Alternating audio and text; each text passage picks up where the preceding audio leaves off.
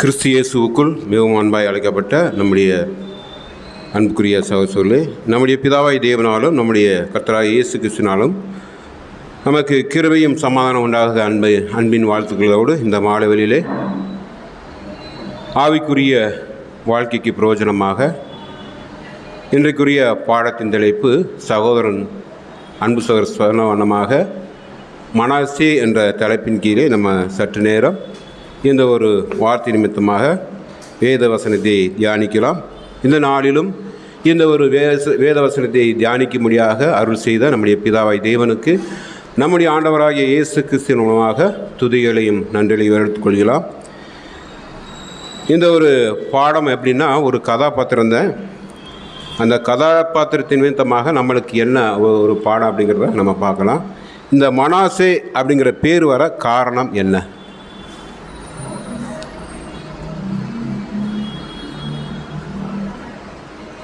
மனாசே அப்படிங்கிற பேர் வர காரணம் என்ன? ஏன்னா யோசேப்பு தன் சகோதரனால் எங்கே போயிடாருன்னா எகிப்தில் அடிமையாக போயிடாரு. அப்படி போகும்போது நாட்கள் செல்லுது. நாட்கள் சென்ற பின்னாடி அவருக்கு ஒரு ஆண் பிள்ளை பிறக்குது. அது பிறக்கும்போது அதிகமாக யாரை குறித்து கவலை இருந்திருக்குன்னா, அவருடைய தாய் தகப்பன் மற்றும் அவருடைய சகோதரரை குறித்து தானே.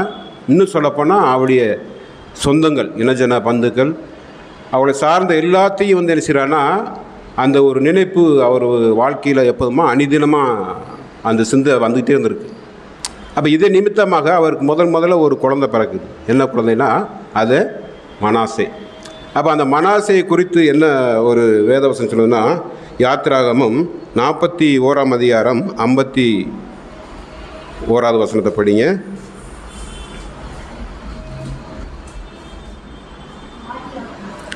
ஆதியாகமம் 41ஆம் அதிகாரம் 54 படிச்சிடறேன். யோசேப்பு, என் வருத்தம் யாவையும் என் தகப்பனுடைய குடும்பம் அனைத்தையும் நான் மறக்கும்படி தேவன் பண்ணினார் என்று சொல்லி மூத்தவனுக்கு மனாசே என்று பெயரிட்டார். அப்போ என்னென்னா, அநேக வருத்தங்கள் யாருக்கு இருந்திருக்குன்னா யோசேப்புக்கு இருந்திருக்கு. அதை எப்படியாவது நான் மறக்கணும் அப்படிங்கிற ஒரு விஷயத்துக்காக வேண்டி அவருக்கு ஒரு குழந்தை பிறக்குது. அந்த குழந்தையினுடைய பேர் தான் மனாசே. இப்போ இந்த ஒரு மனாசையை குறித்து கூட நம்ம தொடர் வேதாந்தத்தில் கூட நம்ம படிச்சிருப்போம். எந்த ஒரு பாடத்தில்?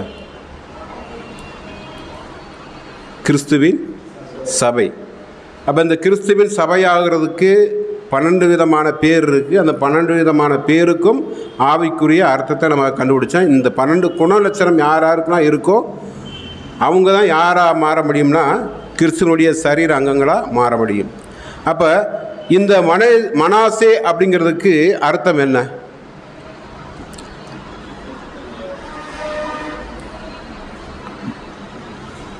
மனாசே அப்படிங்கிற ஒரு பேருக்கு அர்த்தம் ஏன்னா படத்தை நம்ம வேத பாடத்தை அந்த வசனத்தை வாசிச்சாச்சு. அப்படின்னா மனாசே அப்படிங்கிறதுக்கு என்ன அர்த்தம்?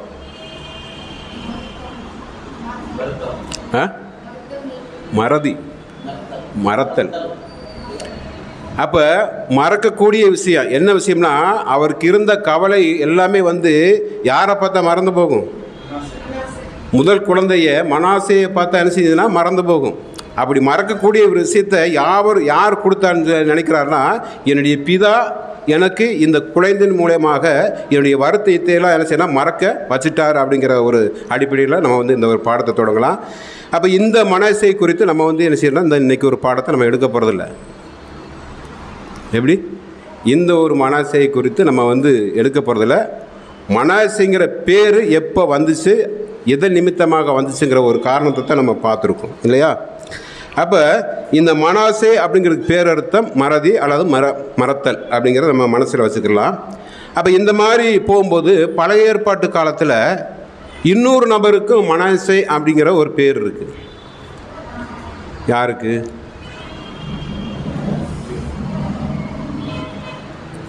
அவரை பற்றி எங்கே இருக்குன்னா 2 ராஜாக்கள் 21ஆம் அதிகாரத்தில் இருக்குது. அதே சமயத்தில் 2 நாளாகமம் 33ஆம் அதிகாரம் அந்த ஒரு அதிகாரத்தில் இருக்குது.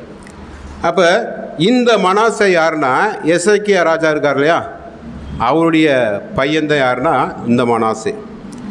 அப்போ இந்த மனாசை குறித்து தான் இன்றைக்கி வந்து நம்ம வந்து என்ன செய்யணும், அந்த ஒரு பாடத்தை நம்ம படிக்க போகிறோம்.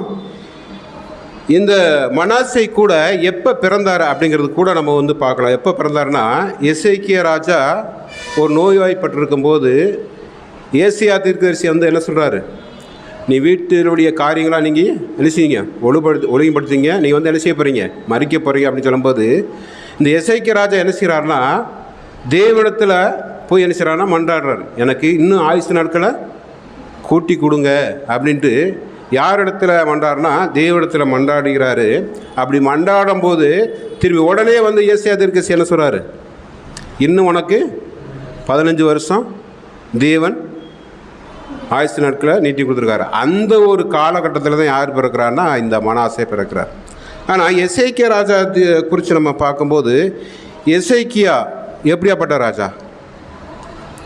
ஏன்னா அவருடைய காலகட்டத்தில் பார்த்தீங்கன்னா அநேக ராஜாக்கள் வந்து தேவனுக்கு விரோதமாகவும் நிறையா பண்ணியிருக்காங்க. ஆனால் இந்த எசேக்கியா ராஜா நிறைய பண்டிகைகளை கூட வந்து கொண்டாடிருக்கு. இன்னும் முக்கியமாக போனால் எசேக்கியாவின் பண்டிகைன்னு கூட நம்ம வந்து பாடத்தை பார்த்துருக்கோம். இந்த ஒரு பண்டிகை கூட யார் தான் கொண்டாடிருக்காங்கன்னா எசேக்கியா ராஜா. ஆனால் எசேக்கியா ராஜா மாதிரி ஒரு ராஜா இருந்ததும் இல்லை, இனிமேலும் வரப்போதுங்களை கூட ஒரு பாடத்தை கூட நம்ம வந்து வசனத்தின் மூலமாக பார்த்துருக்கிறோம். அப்போ இந்த மனாசே இது எந்த கோத்திரத்தில் உள்ள ராஜா அப்படின்னு பார்க்கும்போது, அதாவது சாலமோன் வரைக்கும் வந்துச்சுன்னா 2 கோத்திரமும் ஒன்றா தான் இருக்காது. 12 அந்த கோத்திரமும் ஒன்றா தான் இருந்திருக்காங்க. சாலமோனுக்கு பின்னாடித்தான் வந்து நினச்சிடறான்னா பிரியுது. இதில் இந்த மனாசே எத்தனாவது ராஜானா, அந்த யூத கோத்திரத்தில் வந்து 13வது ராஜா அப்படின்னு பார்க்குறோம். அப்போ ஏன் இந்த ஒரு விஷயத்தை நம்ம கூட பார்க்கணும்னா, இவர் வந்து கொஞ்சம் அதாவது சிறிய வயதிலேயே வந்து என்ன ராஜாவாக வந்தவர். எத்தனை வயசு இருக்குன்னு சொல்லுங்க பார்ப்போம்.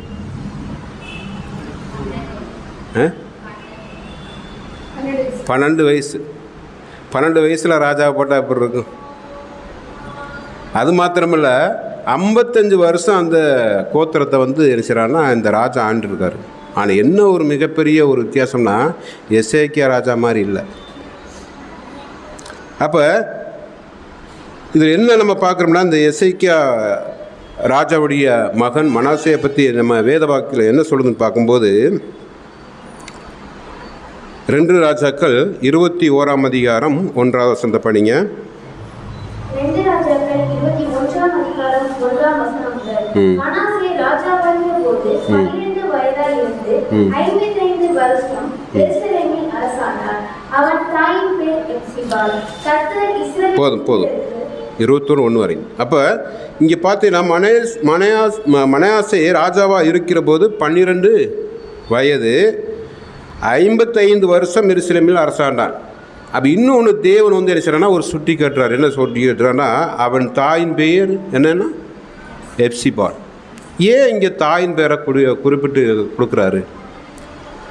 இப்போ நிறையா பேருக்கு பார்த்தீங்கன்னா, ஒரு சில தீர்க்கதரிசியாக இருக்கட்டும், வேறு ஒரு ஏதாவது ஒரு விஷயத்தை இன்னும் சொல்லப்போனால் சிம்சனுடைய தாயார் பேர் யாருக்கா தெரியுமா? தெரியாது, அங்கே பேரே வராது. இப்படி அநேக ஸ்திரீகள் பேர்கள் மறைக்கப்பட்ட ஸ்திரீகளும் பைபிள் உண்டு. ஆனால் இங்கே குறிப்பிட்டு என்ன ஒரு வசனம் வருதுன்னா, மனாசே ராஜாவாக ஆகிற போது 12 வயதாக இருந்து 55 வருஷம் எருசலேமை ஆண்டான். அவன் தாயின் பேர் எப்சிபாள். அப்போ தாயின் பேர் எப்சிபாள்னா எசேக்கியா ராஜாவுக்கு யார்? மனைவி இல்லையா? அப்போ ஏன் இந்த ஒரு விஷயத்துக்கு கூட தேவன் நம்மளுக்கு காமிக்கிறான்னு பார்க்கும்போது, இன்னொரு விஷயம் கூட நம்ம வந்து தியானிக்கலாம். இந்த எசேக்கியா ராஜாவுடைய மகன் மனாசேவை பார்க்கிலும் இதற்காட்டிலும் கம்மியான வயசில் யாராவது ராஜாவாக ஆயிருக்காங்களா?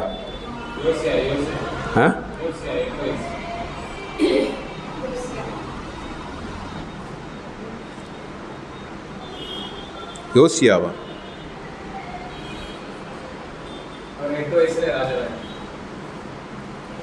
அதுக்கு அது வேற யாரும் இல்லையா? வேற யாரும் அப்படி ஆனது இல்லையா?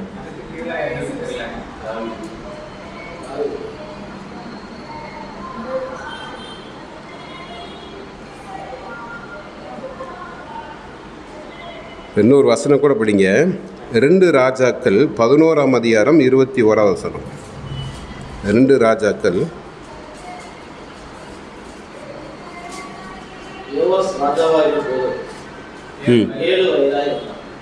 அப்போ யார்? யோவாஸ். அப்போ பாருங்கள், இவரை காட்டிலும் கம்மியான வயசில் கூட இருந்துச்சுன்னா அந்த ஒரு தேவன் அதை ஒரு அங்கீகரிச்சிருக்கார் அரசாளும்படி.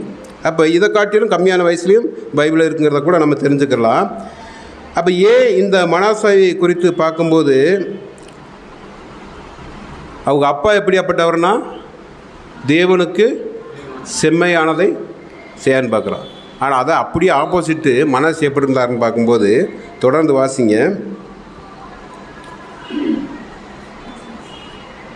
2 ராஜாக்கள் 21ஆம் அதிகாரம் 2 முதல். கர்த்தர் இஸ்ரவேல் புத்திரருக்கு முன்பாக துரத்தின ஜாதிகளுடைய அருவருப்புகளின்படியே அவன் கர்த்தரின் பார்வைக்கு பொல்லாப்பானதை செய்து தன் தகப்பனாகிய எசேக்கியா இடித்துப் போட்ட மேடைகளை திரும்பவும் கட்டி பாகாலுக்கு பலிபீடங்களை எடுப்பித்து இஸ்ரவேலின் ராஜாவாகிய ஆகாப் தேசத்தில் செய்தது போல விக்கிரக கோப்பை உண்டாக்கி வானத்தின் சேனைகளை எல்லாம் பணிந்து கொண்டு அவைகளை சேவித்தான். போதும். அப்போ இங்கே பார்த்தீங்கன்னா தேவனுக்கு எதெல்லாம் பிடிக்காதோ அதையெல்லாம் யார் செய்கிறா? மனாசே செய்கிறாரு. ஆனால் எசேக்கியா ராஜா என்ன செஞ்சார் அப்படின்னு பார்க்கும்போது 2 ராஜாக்கள் 18ஆம் அதிகாரம் 1 முதல் வாசிங்க. எசேக்கியா ராஜா 2 ராஜாக்கள் 18ஆம் அதிகாரம் 2ஆவது வசனம்.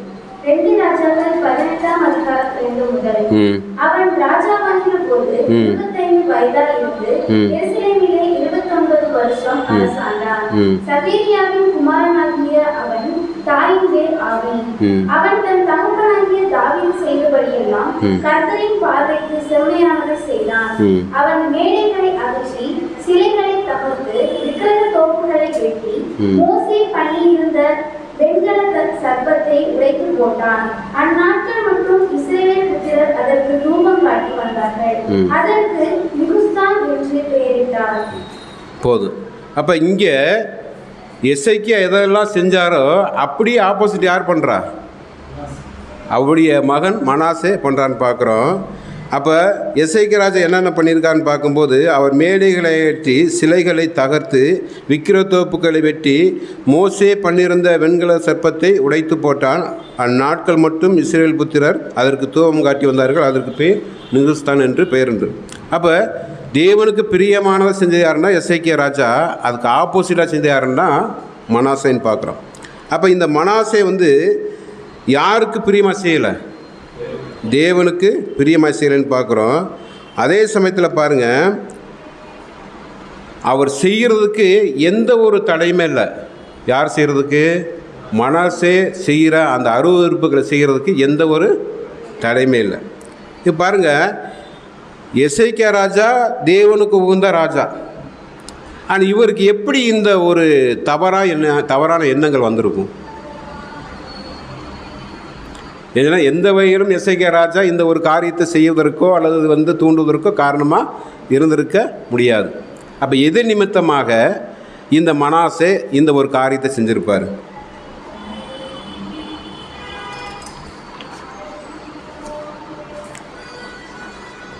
ஏன்னா ஒரு பிள்ளையை வளர்ப்பது யாரோடைய கடமை? முக்கியமாக தகப்பன் இல்லாட்டாலும் தாயோட கடமையாக இருக்கும். ரெண்டாவது யாரோட ஃப்ரெண்ட்ஷிப் வச்சுருப்பாங்க அந்த சின்ன வயசில்?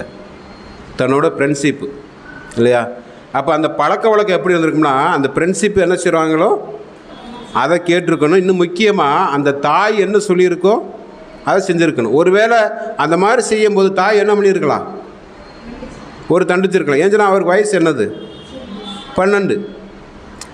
ஏன்னா அந்த காலத்தில் அந்த ராஜா என்ன சொல்கிறாரோ அதை ஜனங்கள் கேட்கணும், செய்யணும். இல்லைன்னா என்ன ஆகி போகும்? மறுத்தானா அவங்கள கொலை பண்ணிடுவாங்க. அப்போ இந்த ஒரு விஷயம் கூட நம்மளுக்கு என்ன ஒரு பாடத்தை கொடுக்குது? இப்போ நம்மளுக்கு ஒரு ஃபேமிலி இருக்கா இல்லையா? தேவன் நம்மளுக்கு ஒரு ஃபேமிலியை கொடுத்துருக்காரு. இப்போ ஒரு சகோதரன் தேவனுக்கு பிரியமான ஒரு ஊழியத்தை செஞ்சுக்கிருக்காரு. நம்முடைய பிள்ளைகள் அப்படியே ஆப்போசிட்டாக நடந்தால் அதுக்கு யார் பொறுப்பு? அம்மா அப்பா, முக்கியமாக அம்மா தான். அப்போ ஒரு பிள்ளை தவறாக போகுதுன்னா யாருக்கு முதல்ல தெரியும்? அம்மாவுக்கு தான் தெரியும். அப்போ அந்த அம்மா கரெக்டாக பண்ணியிருந்தான்னா இந்த ஒரு விஷயத்தை என்ன பண்ணியிருக்க மாட்டாங்க? கண்டிப்பாக மனாசே அந்த ஒரு விஷயத்தை பண்ணியிருக்க மாட்டார். அப்போ இன்றைக்கி நம்மளுக்கு கூட இப்போ நம்ம ஆவிக்குரிய வகையில் ஆவிக்குரிய பிள்ளைகளாக நடந்து இருக்கிறோம் இல்லையா? இப்போ நம்மளுடைய பிள்ளைகளுடைய வாழ்க்கை, அவருடைய செய்கைகள் எப்படி இருக்கிறது யாருக்கு தெரியும்? நம்மளுக்கு தெரியும். ஒருவேளை அவங்க செய்கிறத நம்ம கண்டுக்கலைன்னா என்ன ஆகி போகும்? அதை இட்டு மிகப்பெரிய தகப்பனுக்கும் தாய்க்கும் அது மாத்திரமல்ல, அவங்களை சார்ந்த எல்லாருக்குமே என்ன ஆகி போகும்? ஒரு அவமான பையன். ஆனால் அதை காட்டிலும் பிதாவாகிய தேவனுக்கும் ஆண்டவராக இயேசு கிறிஸ்து என்ன ஆகிப்போனா ஒரு மனஸ்தாபம் வந்துடும் பார்க்கணும்.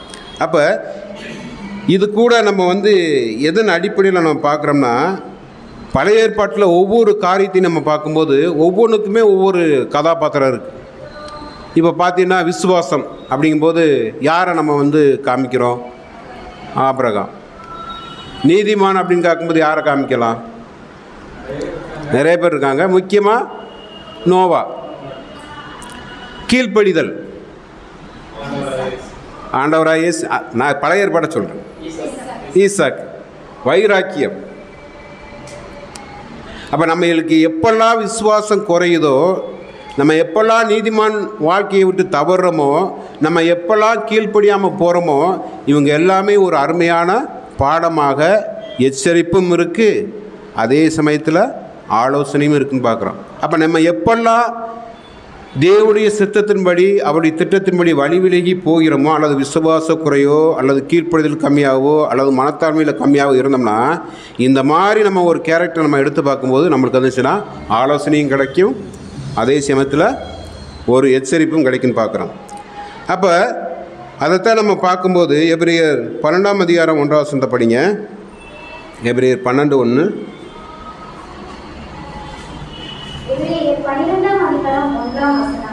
ஆகையால் மேகம் போன்ற இத்தனை திரளான சாட்சிகள் நம்மை சூழ்ந்து கொண்டிருக்க, பாரமான யாவற்றையும் நம்மை சுற்றி நெருக்கி நிற்கிற பாவத்தை தள்ளிவிட்டு விசுவாசத்தை துவக்கிறவரும் முடிக்கிறவருமாய் இருக்கிற இயேசுவை நோக்கி நமக்கு நியமித்திருக்கிற ஓட்டத்தில் பொறுமையோட ஓடப்படுவோம்.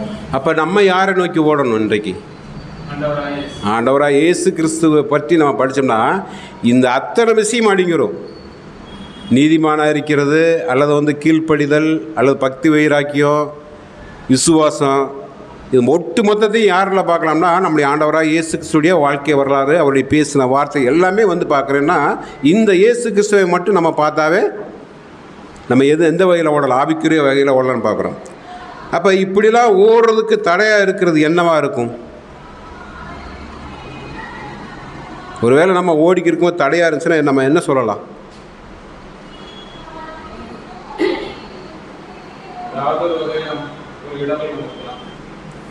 ஏதோ ஒரு சகோதர நிமித்தமாக நம்மளுக்கு இடர்கள் வரலான்னு பார்க்குறோம்.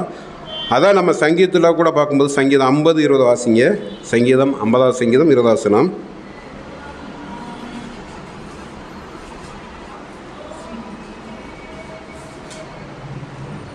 சங்கீதம் 50ஆம் அதிகாரம் 20ஆம் வசனம். இவைகளை நீ செய்யும் போது நான் மௌனமாய் இருந்தேன், உன்னை போல் நானும் இருப்பேன் என்று நினைவு கொண்டாய். ஆனாலும் நான் உன்னை கடிந்து கொண்டு அவைகளை உன் கண்களுக்கு முன்பாக ஒவ்வொன்றாக நிறுத்துவேன். இப்போ இந்த வசனம் எதுக்கு கொடுக்குறாருன்னா, நம்ம அநேக விஷயங்கள் பண்ணுறோம், அது எப்படி தோடுதுன்னா நம்முடைய பார்வையில் அது செம்மையாக இருக்குது. ஆனால் நம்முடைய பார்வையில் செம்மையாக இருக்கிறது எது தான்? ஆவிக்குரிய பிள்ளைகளுக்கு செம்மையாக இருக்கிறது எது தான்? தேவனுடைய வார்த்தை தான். ஆனால் தேவனுடைய வார்த்தையை விட்டுட்டு செம்மையானதுன்னு நம்ம நினச்சிட்டு வேறு விஷயமா போனோம்னா நம்மளுக்கு என்ன வந்துடும்? மனிதனுக்கு செம்மையாய் தோன்றுகிற வழி உண்டு. அது என்ன வழி? மரண வழி இல்லை, வழிகள் இருக்கு. அப்போ அதில் கூட நம்மளுக்கு வித்தியாசத்தை காமிக்கிறாரு. செம்மையாக தோன்றுகிற ஒரு வழி இருக்குது. அது யாரை சார்ந்ததுன்னா பிதாவாய் தேவனையும் நம்முடைய ஆண்டவராக இயேசு கிறிஸ்து சார்ந்தது. அது ஒரே வழி. அது என்ன வழின்னா இடுக்கமான வழி. ஆனால் மரண வழிகள் மரண வழிகள் நிறையா வழிகள் இருக்குது மரணத்துக்கு போகிறதுக்கு. அதனால் வந்து இந்த நீதிமொழிகளில் கூட 2 இடத்துல இந்த வசனம் வரும். கவனிச்சிருக்கீங்களா? இதே வசனம் 2 இடத்துல வரும் நீதிமொழிகள்லையே. எந்தெந்த வசனம் சொல்லுங்க அப்போ? நீதிமொழிகள் 14:12 மற்றும் 16:25.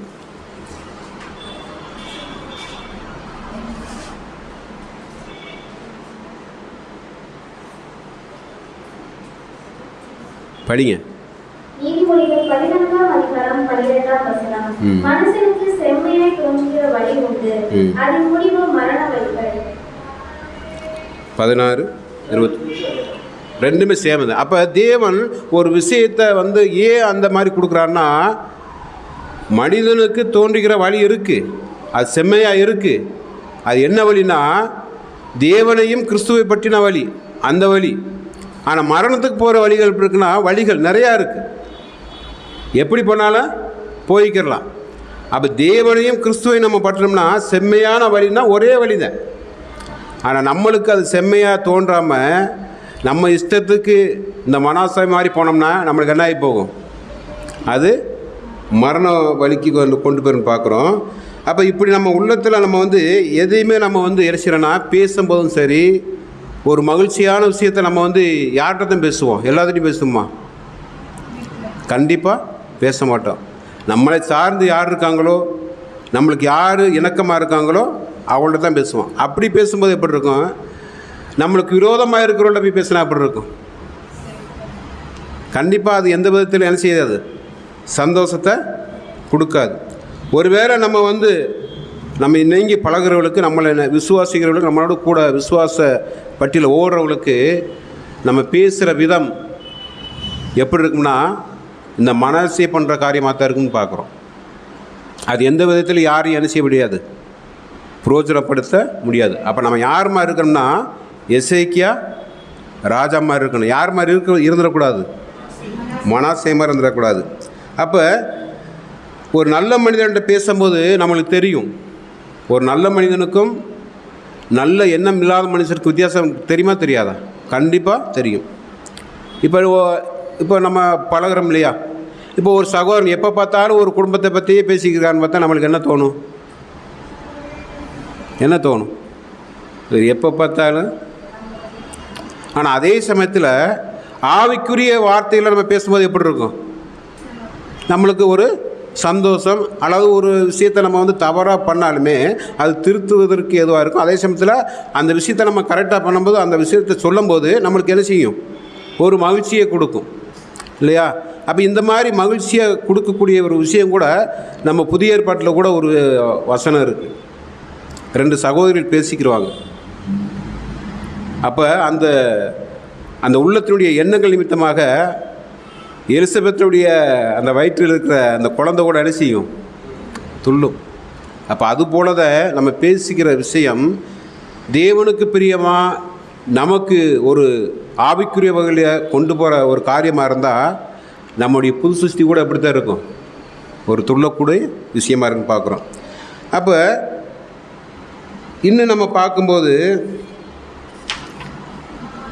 ஏன் தேவன் இந்த ஒரு கேரக்டர் நம்மளுக்கு கொடுக்குறாரு? கண்டிப்பாக நம்மளுக்கு எச்சரிப்பு. இப்போ இந்த எச்சரிப்பு கூட யாருக்கு முதல்ல கொடுத்தாரு? இஸ்ரேல் ஜனங்களுக்கு தான். என்ன இஸ்ரேல் ஜனங்களுக்கு கொடுக்குறாரு? கானானில் நீங்கள் என்ன பண்ணணும்? அங்கே அக்கிரமம், யாருடைய அக்கிரமம் பெருகுது? புறஜாதியுடைய அக்கிரமம் பெருகுது. அந்த அக்கிரமத்தை நீங்கள் வெளியே எடுத்துகிட்டு நீங்கள் என்ன உள்ளே போகணும் அப்படிங்கிறது தேவனுடைய திட்டமே. அப்படி உள்ளே போகும்போது இஸ்ரேல் ஜனங்கள் என்ன செய்கிறார்? இஸ்ரேல் ஜனங்களை அநேக அற்புதங்கள், அநேக அதிசயங்களை நடத்தினாலும் அவங்க என்ன பண்ணுறாங்க? அதுக்குள்ளே போகிறதுக்கு அவங்கள காட்டிலும் என்ன செய்கிறாங்க? மிஞ்சி சரி மாதிரி பார்க்குறாங்க. ஆனால் அந்த நம்ம உபாமத்தில் கூட பார்க்குறோம், அந்த 7 பெரிய ஜாதியை பற்றி நம்ம பார்க்கணும். அந்த 7 பேருடைய பட்டியல் கூட உபாகம் 7ஆம் அதிகாரத்தில் அந்த 1ஆம் வசனத்தில் வரும். அப்போ அவங்களுடைய அக்கிரமம் வந்து பெரியதுனால தான் என்ன செய்கிறாருன்னா, அவங்களுடைய எகிப்தில் இருக்கிற அந்த இஸ்ரேல் ஜனங்களை கொண்டு வந்து அந்த கானானுக்குள்ளே சேர்க்கறதுக்கு தேவனை சித்த வைக்கிறான்னு பார்க்கலாம். இப்போ நம்மளும் கூட அப்படித்தான். இப்போ இந்த உலகத்தில் நம்மளை காட்டிலும் பெரிய ஜாதி ஒன்று இருக்குது. என்ன ஜாதி சொல்லுங்க அப்பா?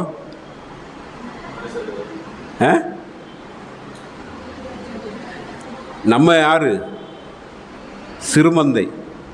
அப்போ இந்த உலகத்தில் இருக்கிறவங்கெல்லாம் பெரிய ஜாதி. அப்போ அவங்கள மேற்கொள்ளணும்னா நம்ம என்ன பண்ணணும்? அங்கே எப்படி எஸ்ஐகே ராஜா எல்லாத்தையும் காலி பண்ணாரோ அதே மாதிரி நம்முடைய சிந்தையில் அந்த மாதிரி விஷயத்த காலி பண்ணணும். ஆனால் என்ன ஆகிப்போகுது? மலேசிய மாதிரி ஆயிடக்கூடாது. கண்டிப்பாக எஸ்ஐகே ராஜா மலேசியாவுக்கு என்ன கண்டிப்பாக தேவன் யாருக்கு சொல்லிக் கொடுத்துருப்பாரா? சொல்லிக் கொடுக்க மாட்டாரா? கண்டிப்பாக சொல்லிக் கொடுத்துருப்பாரு. அப்போ அது யார் தட்டி கேட்காம இருந்திருப்பாங்க? கண்டிப்பாக தாயாகத்தான் இருக்கும். ஏன்னா அநேக விஷயங்களை நம்ம பார்க்கும்போது நம்முடைய பிள்ளைகளோட நம்ம தகப்பன் மாதிரி அதிகமாக பழகிறதுக்கான வாய்ப்புகள் கம்மி.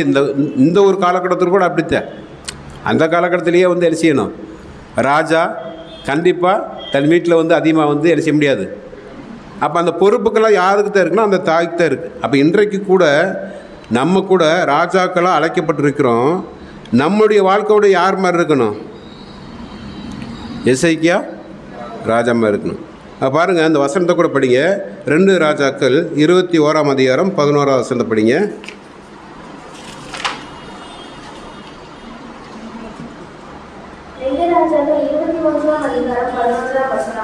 யூதாவின் ராஜாவாகிய மனாசே தனக்கு முன்னிருந்த எமோரியர் செய்த எல்லாவற்றையும் பார்க்கிறோம் கேடாக இந்த அருவருப்புகளை செய்து தன் நரகலான விக்கிரங்களால் யூதாவையும் பாவம் செய்ய பண்ணினபடியினால் இஸ்ரவேலின் தேவனாகிய கர்த்தர் சொல்லுகிறது என்னவென்றால், இதோ கேட்க போகிற யாவருடைய 2 காதுகளிலும் அது தொனிந்து கொண்டிருக்கிறபடியான பொல்லாப்பை நான் எருசலேமின் மேலும் யூதாவின் மேலும் வரப்பண்ணி. போதும். அப்போ தேவன் இங்கே என்ன பண்ணுறாருன்னா, யார் செஞ்சதை காட்டிலும் அந்த காரியத்தை செய்கிறாரு. மனாசே எமோரியர் செய்கிறத காட்டிலும் அதிகமாக தேவனுக்கு விருப்பமில்லாத ஒரு காரியத்தை யார் செய்கிறான்னா மனாசே செய்கிறான்னு பார்க்குறோம். அப்போ இந்த தவறு கூட நமக்கு மிக மிக ஒரு எச்சரிப்பு உண்டாகும்படியாக எழுதப்பட்டிருக்குன்னு பார்க்குறோம். அப்போ அப்படி பண்ணும்போது தேவன் தண்டனை கொடுப்பாரா கொடுக்க மாட்டாரா? கண்டிப்பாக கொடுப்பார். ஆனால் அந்த தண்டனை கொடுத்தாலும் எந்த விதத்தில் கொடுப்பார்?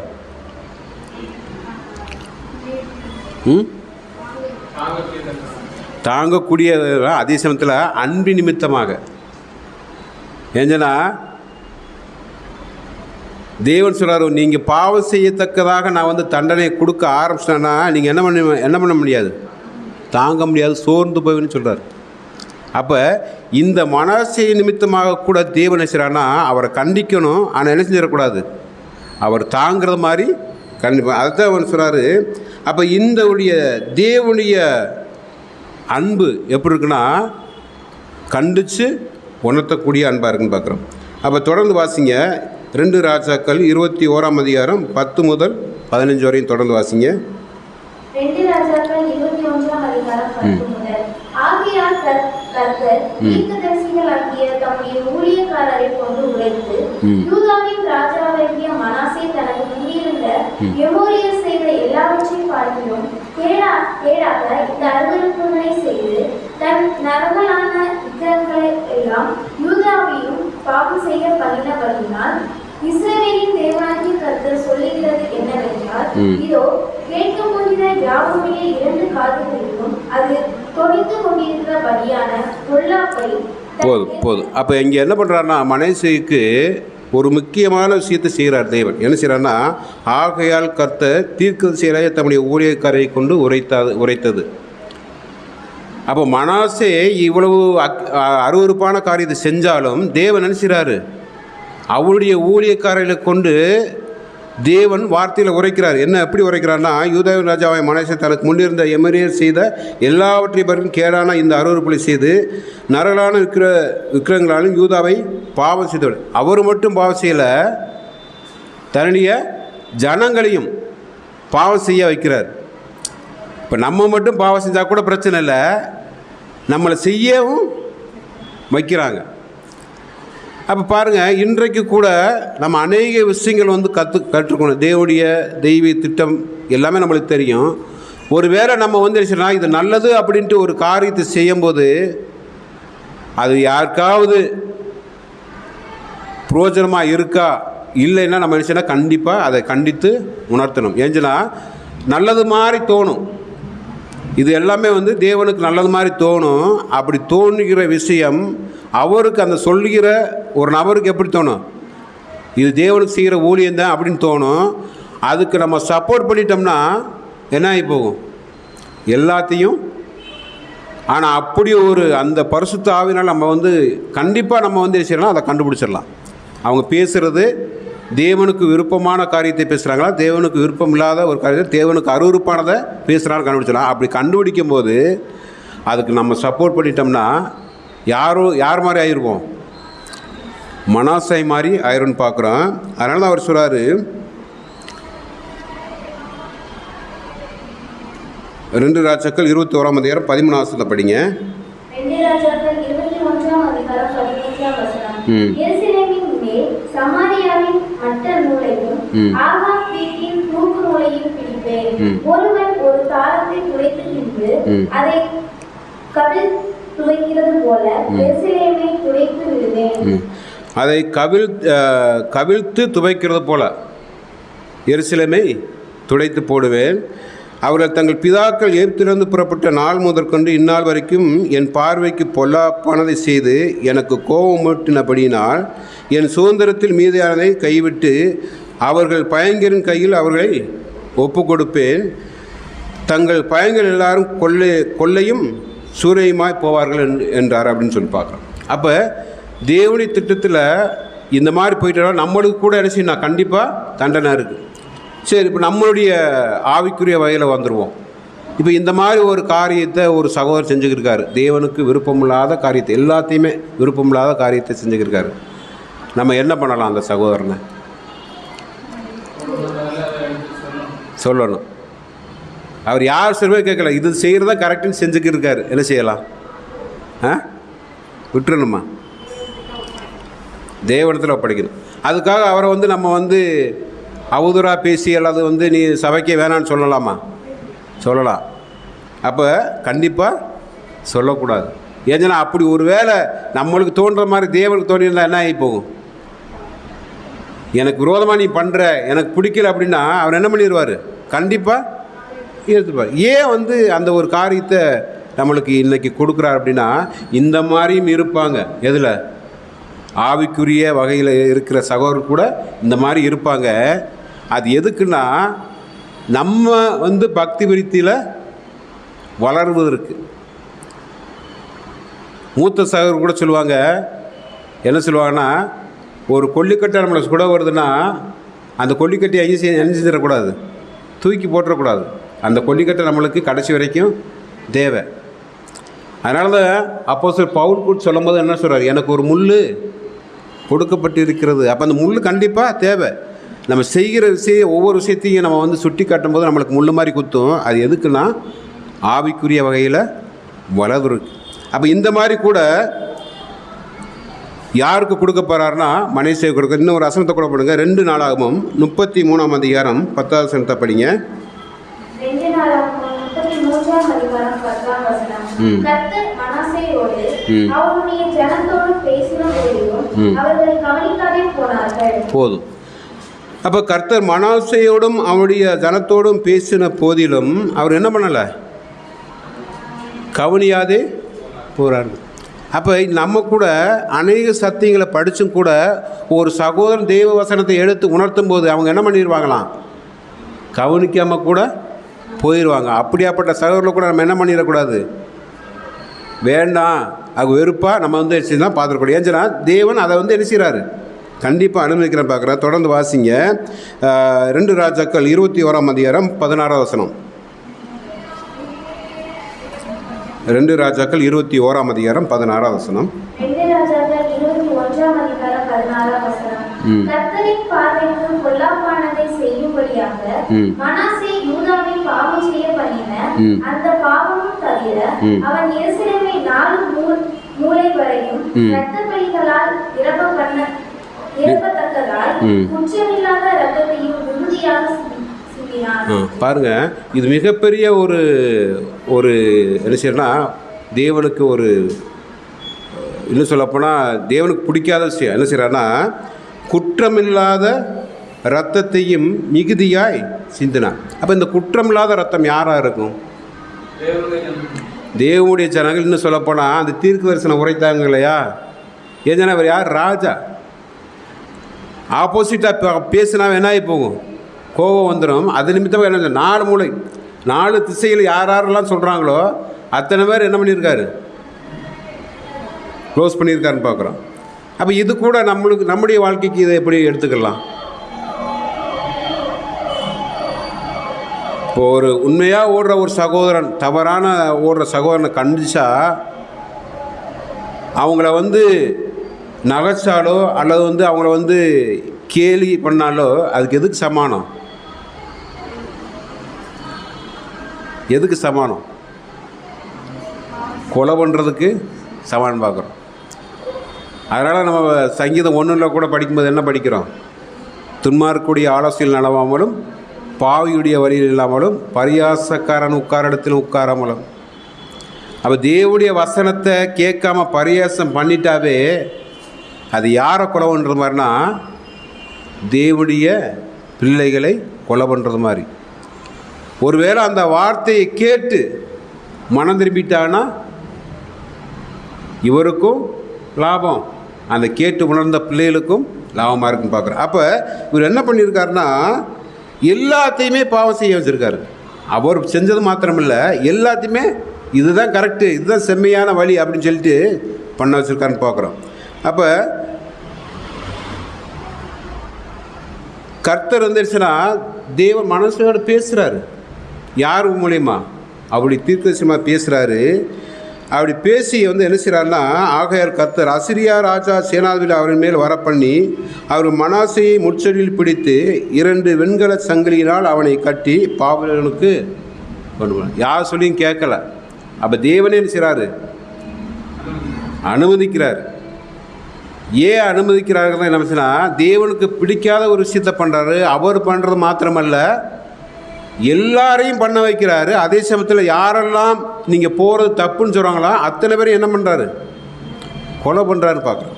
அப்போ தேவன் நினைச்சாரு, இதுக்கு கண்டிப்பாக இவனை உணர்த்துறதுக்கு, இந்த ராஜா உணர்த்துறதுக்கு அவர் யார் அனுப்புகிறான்னா, அசிரியா ராஜாவின் சேனாதிபதியை வரப்பண்ணி அவர்கள் மனாசேவை எதிரவை பிடிக்கிறாங்க. முட்செடி. ஒரு ராஜா 55 வருஷம் ஆண்ட ஒரு ராஜா எதுக்கு முட்செடியில் போய் பதுங்கணும்?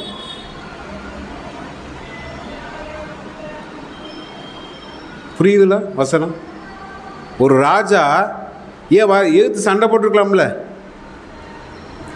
ஆனால் நல்லா சிந்திச்சு பாருங்க, தேவன் ஏசியா வச்சு எசேக்கியா ராஜாவுக்கு சொல்லும்போது எசேக்கியா ராஜா என்ன பண்ணார்?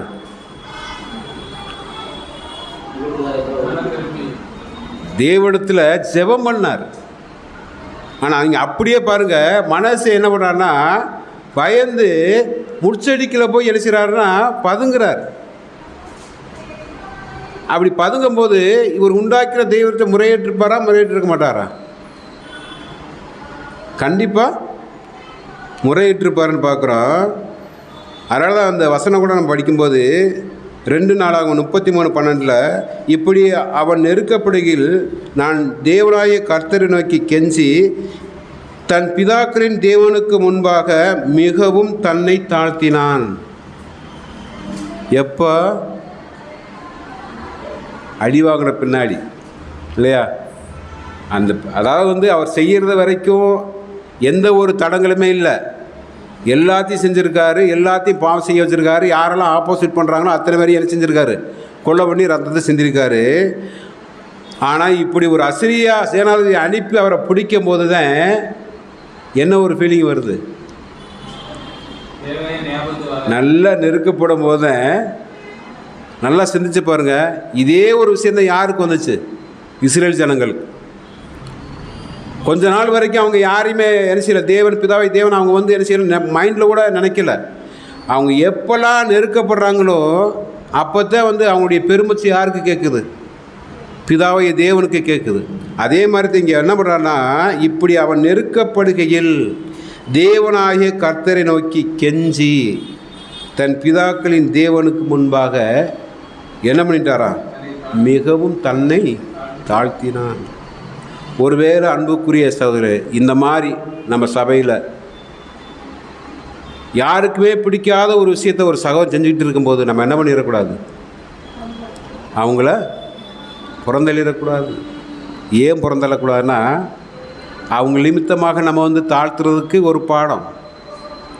ஏன்னா அவங்க லாஸ்ட்டில் என்ன பண்ணிடுவாங்க? இந்த மாதிரி கெஞ்சி மன்றாடி ஃபஸ்ட் எப்படி ராஜாவாக இருந்தாரோ அதே மாதிரி ஒரு ராஜாவை அந்த ஒரு பதவியை தேவன் கொடுக்க போகிறத கூட நம்ம இங்கே பார்க்குறோம். எப்படி பார்க்குறோம்னா,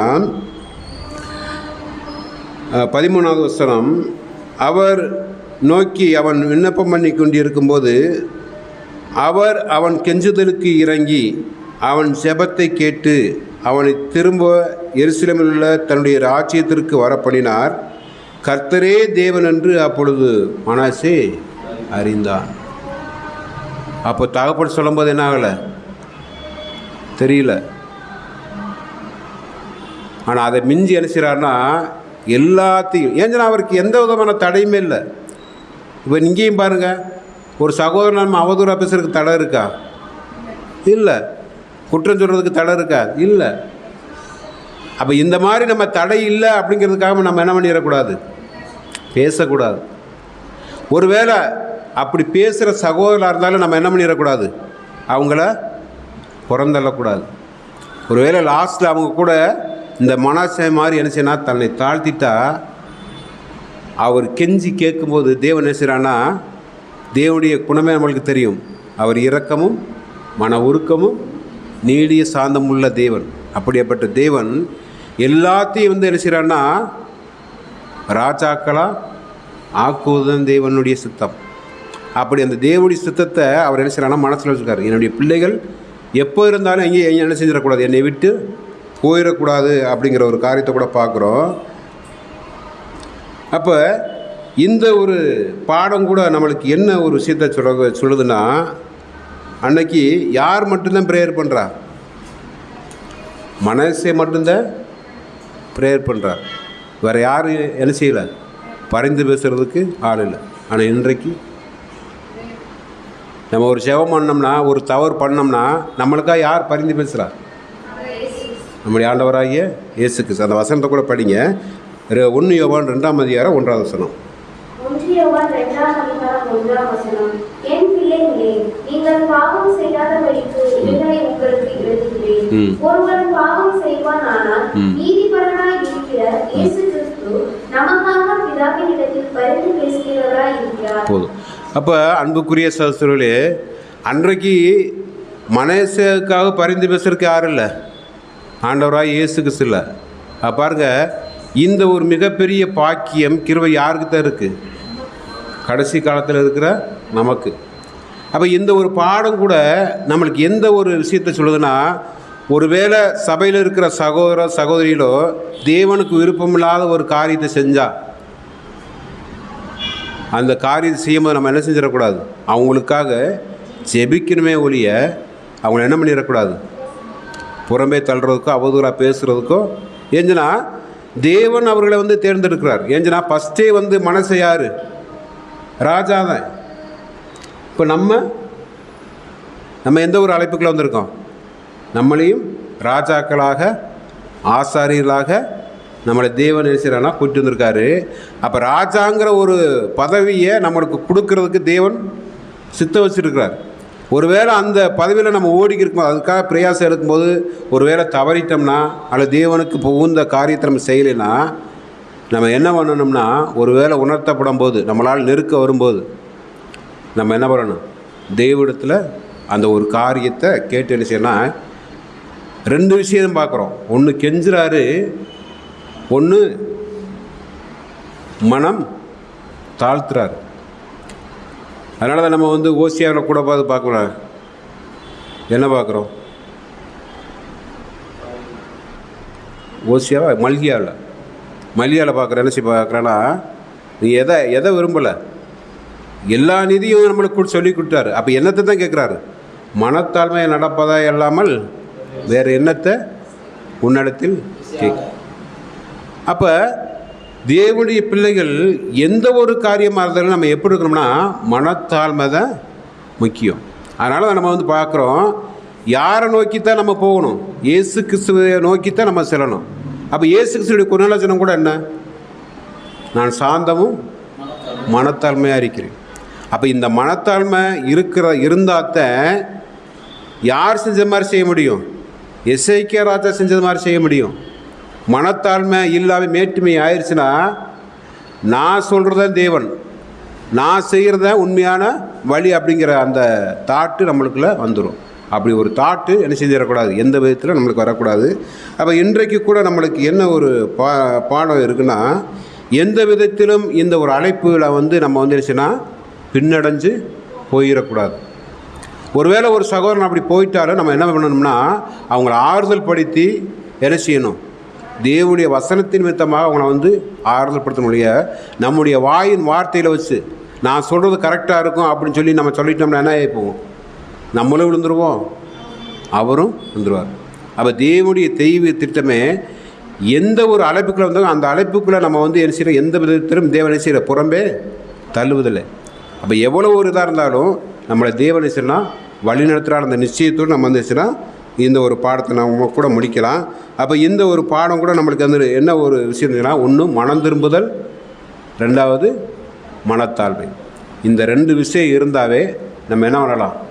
தேவனுடைய ராஜ்யத்தில் சென்று சேரலாம். பொறுமையோடு கேட்டவங்களை அனைவரும் தேவன் தாமே ஆசீர்வதிப்பாராக. ஆமென்.